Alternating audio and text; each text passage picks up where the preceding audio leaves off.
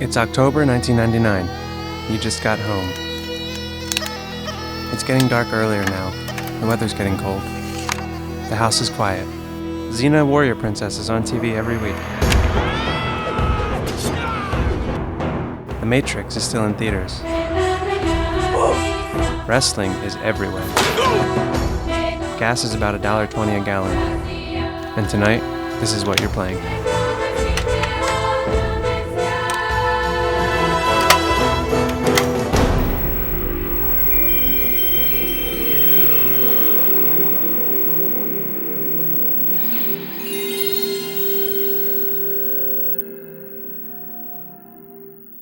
It looks like one of those licensed games that you kind of don't expect much from.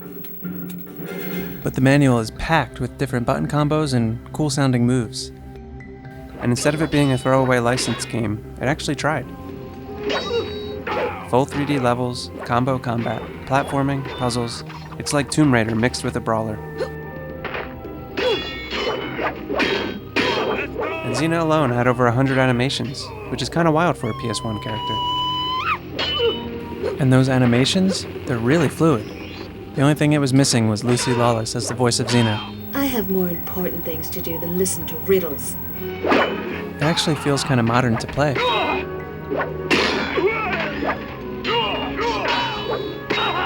We have way more control over Xena than a lot of characters from this era, like Regina from Dino Crisis, which released only a few months prior.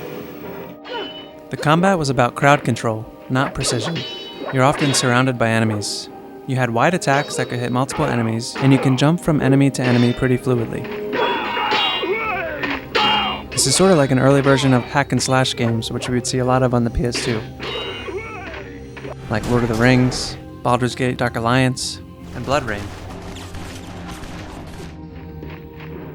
But the coolest part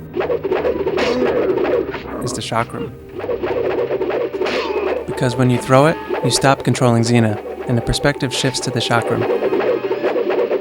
At first, it's disorienting. But that's kind of the point. It's a skill you have to learn. And once you get it, it feels earned. Modern games are built around immersion, making its systems feel invisible, like the Leviathan axe in God of War.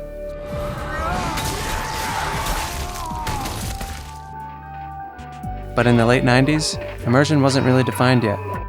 Cirrus, what's going on? They even used texture map faces of the actors, an early attempt at realism. But the graphics weren't convincing enough to fully sell it, so the developers experimented with systems instead. And here, you can feel that. The game isn't trying to hide what it's doing, it's asking you to understand it. And I think that's still immersion. Not immersion through realism, it's immersion through understanding. And in a way, that's just as powerful. At the time, people didn't really know what to make of it.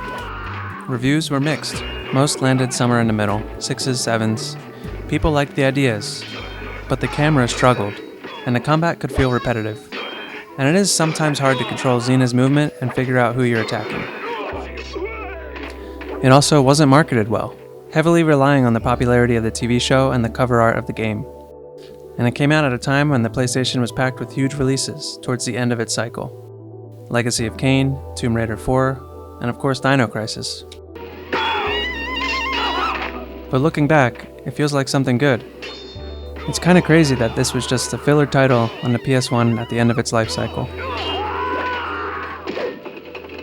It wasn't just copying what worked, it was experimenting, trying to figure out what 3D action games could become, with ideas that you would later see refined in games like God of War.